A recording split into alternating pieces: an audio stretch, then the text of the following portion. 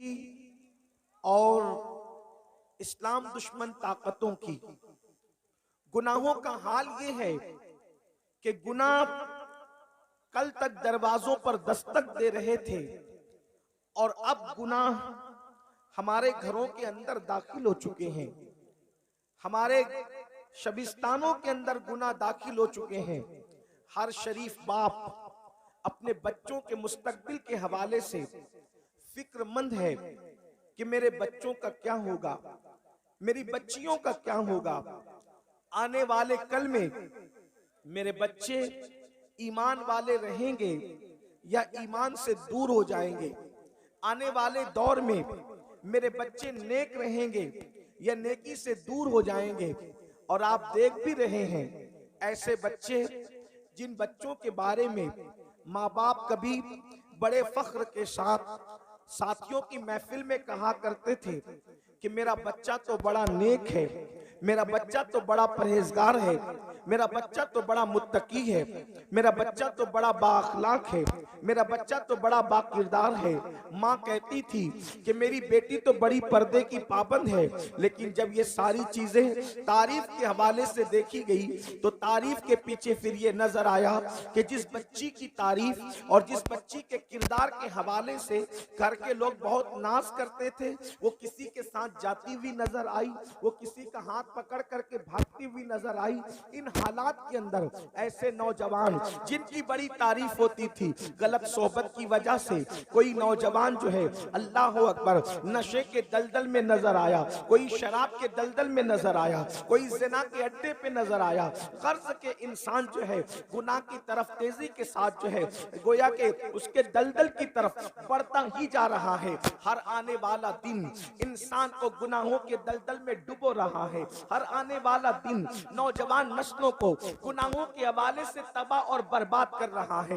मेरे आका सल्लल्लाहु अलैहि वसल्लम के दीवानों, आप जानते हैं जब भी आंधी आती है, जब भी तूफान आता है, जब भी हवाएं तेज चलती है तो होता क्या है, किसी न किसी हल्की चीज को किसी भारी चीज का सहारा लेना पड़ता है। और जो हल्की चीज किसी भारी चीज के सहारे अपने आप को संभाल लेती है तो तूफान फिर उसका कुछ बिगाड़ नहीं सकता, आंधी उसको तबाह व बर्बाद नहीं कर सकती। मिसाल के तौर पर एक पत्ते ही को ले लीजिए, एक पत्ता है और वो पत्ता सूख चुका है, वो पत्ता दरख्त से टूट चुका है, लेकिन जब हवा तेजी के साथ चलती है, आंधी तेजी के साथ चलती है तो कागज हो या पत्ता हो या कोई हल्की चीज हो, इधर से उधर उड़ा कर ले जाती है, उधर से इधर उड़ा कर ले जाती है। अल्लाह अकबर, कर्ज के अल्लाह अकबर, पत्ते ही का हाल देख लें कि पत्ते का कोई ठिकाना नहीं होता। लेकिन अगर वो पत्ता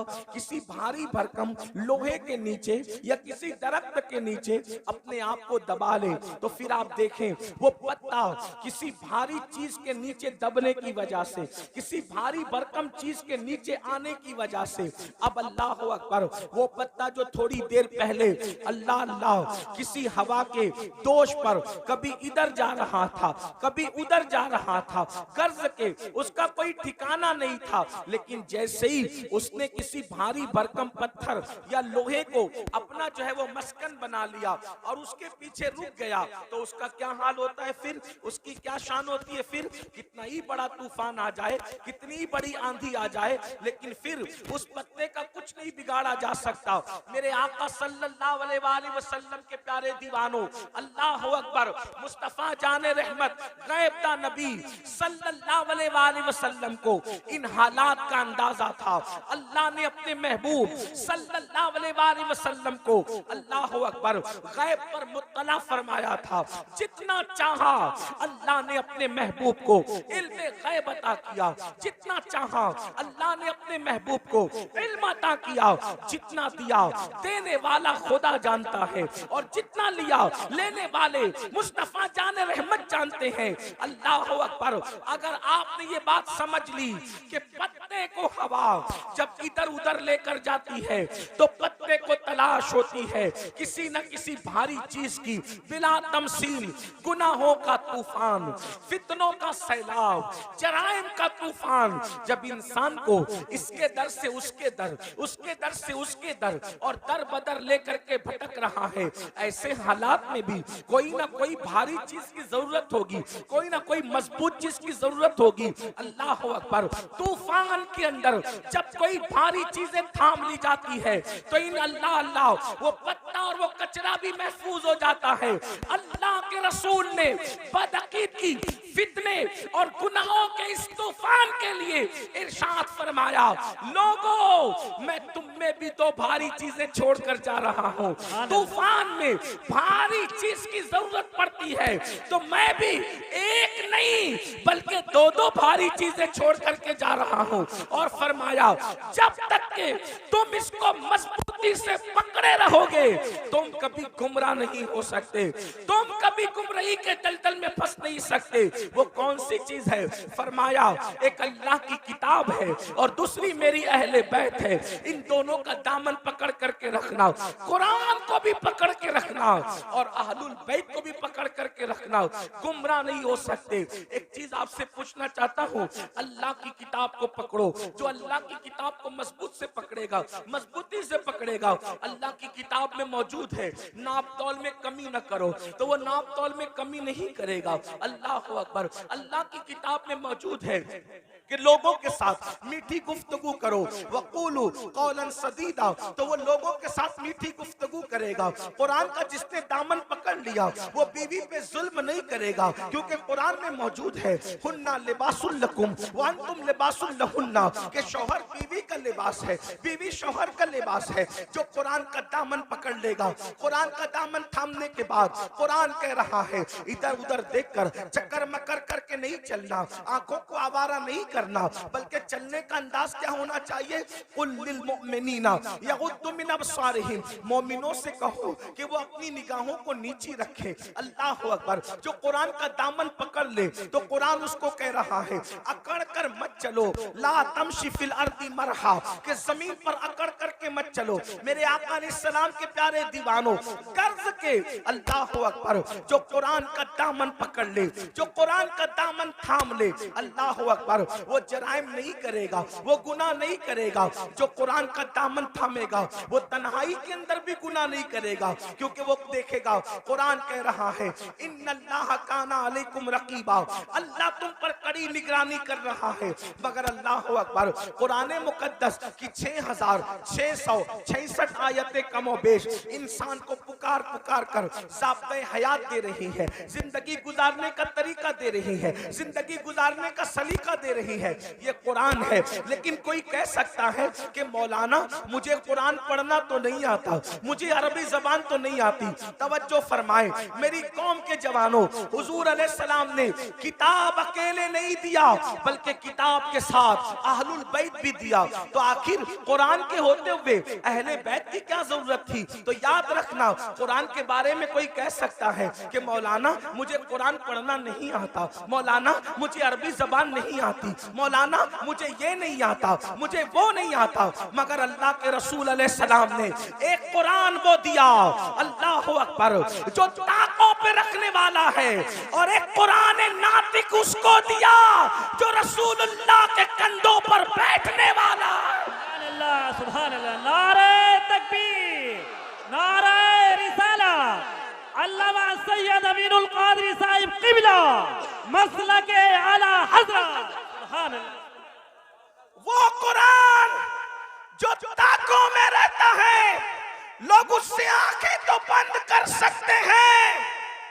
वो कुरान जो ताकों में रहता है, लोग उससे तो आंखें बंद कर सकते हैं, मगर कुरान की सीरत के सांचे में जिस हुसैन को ढाल दिया गया था उससे लोग आंखें बंद नहीं कर सकते। अल्लाह अकबर। मेरे आका अलैहिस्सलातु व तस्लीम के प्यारे दीवानों, काशीपुर वालों, बरसात हो रही है।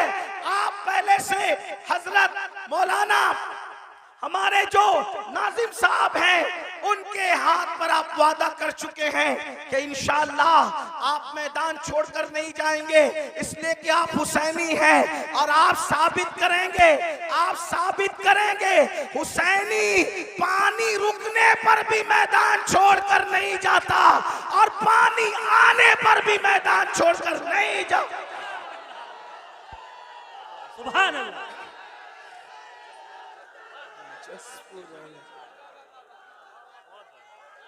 जिंदाबाद जिंदाबाद जिंदाबाद। सुभान अल्लाह। जसपुर वालों, ये कोई सियासी महफिल नहीं है और ना हम कोई सियासी लोग हैं। हम लोग तख्त ताज के उसूल के लिए महफिलें सजाते हैं और मखदूम सिमना के गुलाम तख्त ताज को ठुकराने का हौसला रखते हैं। सुभान अल्लाह। नारे तकबीर, नारे रिसालत। अल्लामा सैयद अमीनुल कादरी साहब मखदूम सिमना। यहाँ पर उलमाए किराम और सादात किराम मुफ्तियान निज़ाम भी मौजूद हैं। सैयद साहब सैयद यासीन बापू हमारे बड़े भाई भी इस महफिल में तशरीफ लाएं। और एक बात याद रखना, बाराने रहमत का नुज़ूल से दिल छोटा मत करना।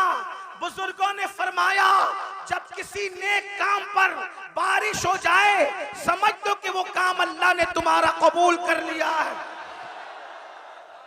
जसपुर वालों, महफिलें मुनक्किद हुई है, होती रहेगी, लेकिन आंखों से देख लो कहा जाता है कि रहमत बरसती है।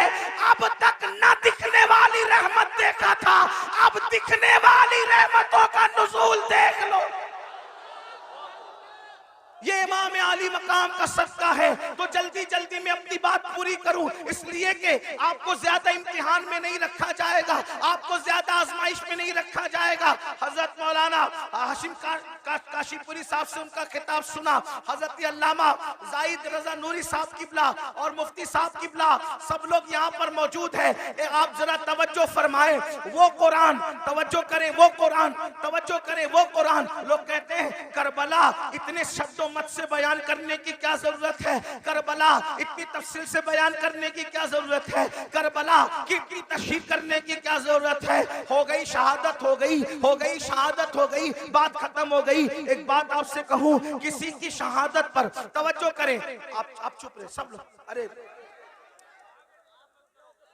कोई किसी को कुछ ना कहे, अब कोई किसी को कुछ नहीं कहेगा। जो जिस हाल में उसी को उसी रहने दो। आप भी बैठ जाए, बैठ जाए, सब बैठ जाए। बस जिसकी महफिल है उसने संभालना है, महफिल जिसके उसने संभालना है। कोई कुछ नहीं बोलेगा। एक बार सब बुलंद आवाज से दुरूद शरीफ पढ़ें। अल्लाहुम्मा सल्ली अला अल्लाहुम्मा सल्ली अला सय्यदिना व मौलाना मुहम्मदिन मादिनिल जूदी वल करम व आलिहि व सहाबिहि व बारिक व सल्लिम सलातो व सलामन अलैका या रसूल अल्लाह। दुरूद शरीफ पढ़ने तो जरा समझ में भी आ, बुलंद आवाज से पढ़े दुरूद शरीफ। अल्लाहुम्मा सल्ली अला। आवाज नहीं आ रही दुरूद शरीफ पढ़ने की, बुलंद आवाज से आशिकों की तरह, हुसैनियों की तरह दुरूद शरीफ पढ़े। अल्लाहुम्मा सल्ली अला सय्यदिना व मौलाना मुहम्मदिन मादिनिल जूदी वल करम व आलिहि व सहाबिहि व बारिक व सल्लिम सलातो व सलामन अलैका या रसूल अल्लाह सल्लल्लाहु तआला अलैहि वसल्लम। तो अर्ज ये कर रहा था, आखिर ये बात होती है कि इमाम अली मकाम की शहादत इतनी शद्दो मद, इतनी तफसील, इतनी शरो बस्तर के साथ क्यों बयान की जाती है, आखिर इसकी जरूरत क्या है। तो मैं आपके सामने अर्ज करूं, किसी और की शहादत पर भी तो ऐसी निशानियां रूनुमा नहीं हुई जैसी निशानियां इमाम हुसैन की शहादत पर रूनुमा हुई। जब वो इमाम बहकी रहमतुल्लाह अलैह अपनी किताब में लिख रहे हैं, तारीख खुलफा में इमाम सयूती लिख रहे हैं, आईने क़यामत में उस्ताद ज़मान लिख रहे हैं, सदुल फाजिल सवाने जब वो सवाने करबला में लिख रहे हैं, क्या लिख रहे हैं कि जब इमाम हुसैन की शहादत हुई तो इमाम हुसैन की शहादत के बाद आसमान से खून की बरसात हुई, आसमान से खून बरसा। आप याद रखें, तारीख में सब बड़ी बड़ी शहादतें हैं, सारी शहादतें सर आंखों पर है, लेकिन हजरत अमीर हमजा की शहादत कितनी दर्दनाक शहादत है। अमीर हमजा की शहादत पर खून की बरसात नहीं हुई, हालांकि वो बहुत बड़ी शहादत थी। इतना जरूर कह दूं, उस शहादत पर रसूलुल्लाह के आंसुओं की बरसात तो हुई है, लेकिन आसमान से खून की बरसात नहीं हुई है। अल्लाह अकबर। मेरे आका अलैहिस्सलाम के प्यारे दीवानों, इसी तरह और शहादतें देख लें, 3 दिन या 7 दिन तक आसमान से खून की बरसात होती है। अगर आप कहना चाहें तो यूं कह सकते हैं कि इमाम हुसैन की शहादत वो शहादत है जिस पर आसमान भी खून के आंसू रोया है, जिस पर आसमान भी खून के आंसू रोया है, जिस पर आसमान खून के आंसू रोए उसे इमाम हुसैन की शहादत कहते हैं। इसी तरीके से आप देखें, अल्लाह अकबर, बैतुल मुकद्दस में जहां से पत्थर उठाया जाता, ताजा खून नजर आता निकलता हुआ, ये किसी और की शहादत पर ये निशानी नजर नहीं आई। मशहूर यही है कि ये इमाम हुसैन की शहादत। और भी मजीद चीजें, जो है वो सूरज को गहन लग गया, तारे आपस में टकराने लगे, दिन के वक्त रात का समा नजर आने लगा। इमाम बहकी के ने इसको बहुत तफसील के साथ जो है वो लिखा है। इसी तरीके से इमाम सयूती ने भी लिखा है। लेकिन अब आपसे पूछना चाहता हूं, आखिर इमाम हुसैन की शहादत पर इतना जलाल, इतने गुस्से का इजहार क्यों किया जा रहा है? एक और हदीस सुन ले जो सियाह सित्ता में मौजूद है। हजरत सैयदना अब्दुल्ला इब्ने अब्बास रदी अल्लाह ताला अन्हु इरशाद फरमाते हैं कि मैं सो रहा था, मैंने क्या देखा, अल्लाह के रसूल सल्लल्लाहु अलैहि वसल्लम की जुल्फें बिखरी बिखरी है, हुजूर की जुल्फें बिखरी बिखरी है, आंखों से आंसू जारी है, और हुजूर अलैहिस्सलातु व तस्लीम के दामन पर जो है वो अल्लाह अकबर गर्दो गुबार हुजूर के दामन को बोसे दे रहे हैं। ये तो नहीं कह सकता कि दामन मैला कुचेला हो गया। खुदा की इज्जत की कसम, जिसके दामन की इस्मत ने पूरी कायनात को पाकीज़गी अता फरमाई है, वो दामन मैला कुचेला कैसे हो सकता है? लेकिन सिर्फ सुनने वालों को पता चल जाए कि दामन की कैफियत क्या थी। अल्लाह अकबर। इब्ने अब्बास के फरमान का मफहूम है, मैंने देखा जुल्फे बिखरी है, जिसको मालूम है उसको मालूम है, जो नहीं जानता वो सुन ले। मुस्तफा जान रहमत की जुल्फे कभी नहीं बिखरा करती थी। लोग सोते हैं तो सोते में आदमी के बाल बिखर जाते हैं, लेकिन ये मेरे नबी का मोजज़ा है, सोने में भी हुजूर की जुल्फे कभी नहीं बिखरा करती थी। बहुत तफसील से मैंने इसको कई मकाम पर बयान किया।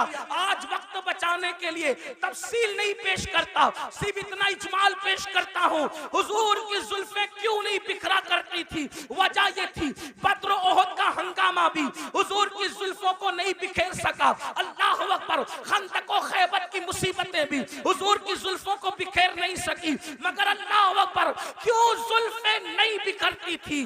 तो मेरे इमाम कहते हैं, शान है पंजे कुदरत तेरे बालों के लिए कैसे हाथों ने सवारे हैं तुम्हारे गेसूर।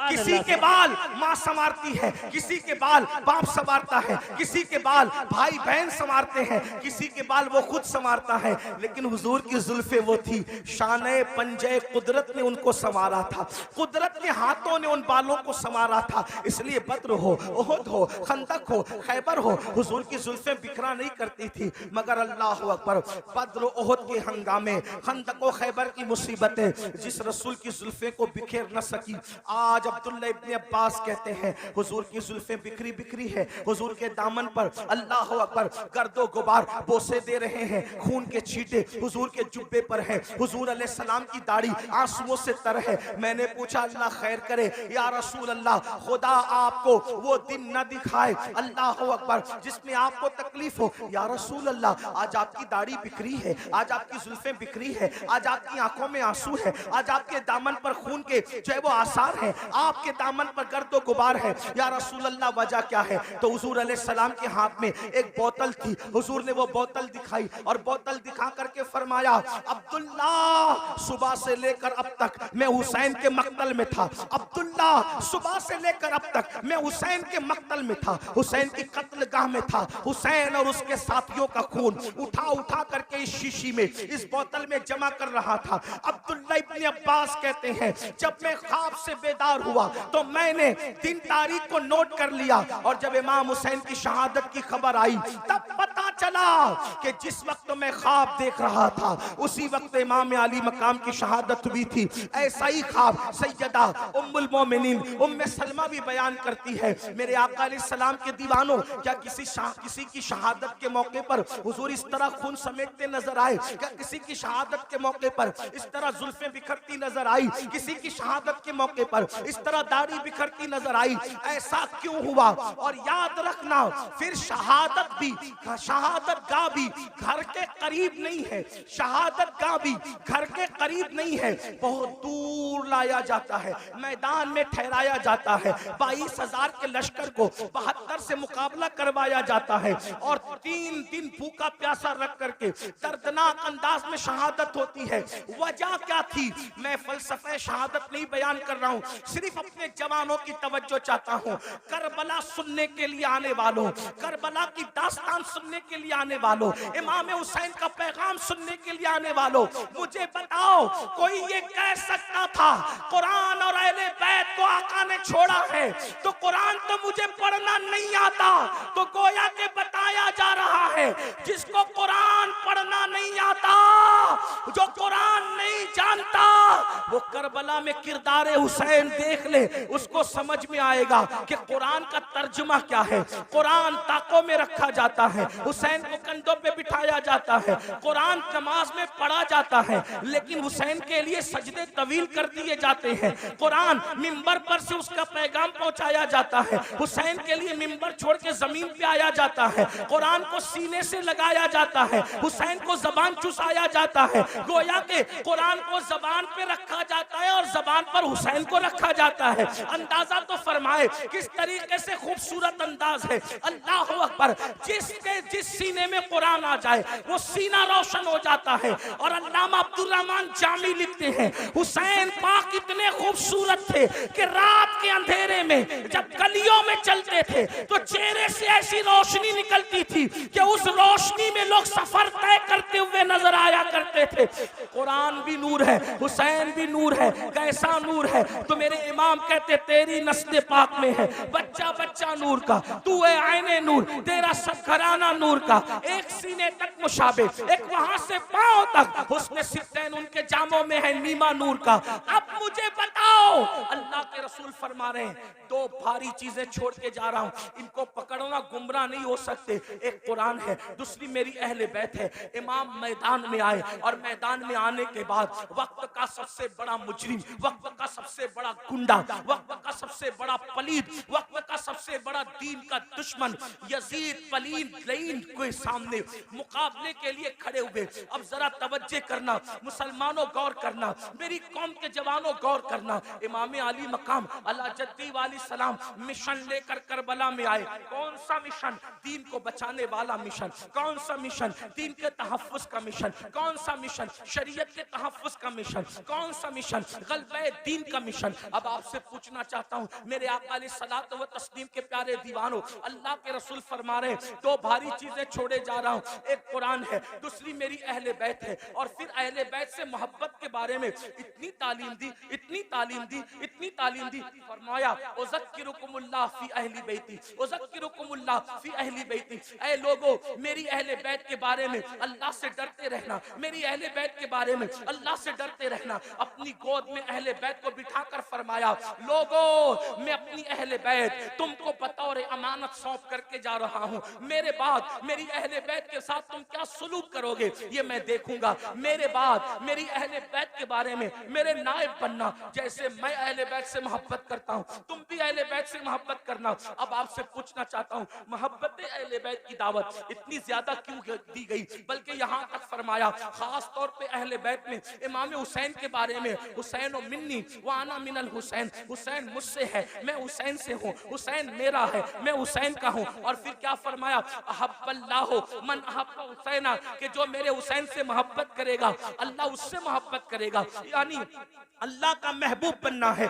तो मेरे हुसैन से मोहब्बत करो। अब आपसे पूछना चाहता हूँ, अहले बैत से मोहब्बत करने वालों, अहले बैत से प्यार करने वालों, आप मुझे बताओ, जिस चीज से जिसको मोहब्बत होती है वो उसकी नकल करता है। मिसाल के तौर पर अगर किसी बंदे को किसी आलिम से मोहब्बत है तो वो आलिम की नकल करेगा, किसी को क्रिकेटर से मोहब्बत है वो क्रिकेटर की नकल करेगा, किसी को हीरो से मोहब्बत है वो हीरो की नकल करेगा, किसी को बाप से मोहब्बत है वो बाप की नकल करेगा, किसी को माँ से मोहब्बत है वो माँ की नकल करेगा, किसी को टीचर से मोहब्बत है वो टीचर की नकल करेगा। गर्ज के मोहब्बत इंसान को नक्काल बना देती है। जो जिससे मोहब्बत करता है उसी के अंदाज में चलता है, उसी के अंदाज में बोलता है, उसी के अंदाज में सोच बनती है, उसी के अंदाज में फिक्र बनती है, उसी के अंदाज में तखज्जुलात और तसव्वुरात का माहौल क्रिएट होता है।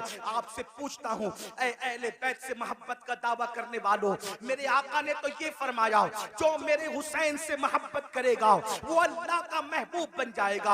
अब बताओ, मौला हुसैन से प्यार करते हो, मौला हुसैन से मोहब्बत करते हो? यकीन जाने पूरी दुनिया के अंदर इंसान इमाम अली मकाम से मोहब्बत का बड़ा दावा करता है, लेकिन एक चीज तुमसे पूछना चाहता हूँ, हजारों के इस मजमे में, ऐ आशिकाने रसूल, ऐ आशिकाने हुसैन, मुझे बताओ, जिस चीज से इमाम हुसैन ने नफरत की है, आखिर हमारी जिंदगी के अंदर वो चीजें क्यों नजर आती है? जिस चीज से इमाम हुसैन ने नफरत की है, आज वो हमारी जिंदगी में क्यों है, वो हमारे माशरे में क्यों है, वो हमारे समाज में क्यों है? आप कहेंगे कौन सी चीज से नफरत की है और कौन सी चीज हमारे माशरे में और समाज में मौजूद है? आइए मैं आपको बताऊं, कुछ चीजें मैं गिनाता हूं, उसके बाद हम खुद ही सोचेंगे। ज्यादा देर तक आपका इम्तिहान नहीं लूंगा, लेकिन तवज्जो करना, ऐ इमाम हुसैन के नाम पर इस महफिल में आने वालों, खड़े रहकर बैठ करके तकलीफ में गुफ्तगू सुनने वालों, याद रखना, इमाम से सच्ची मोहब्बत कर लो,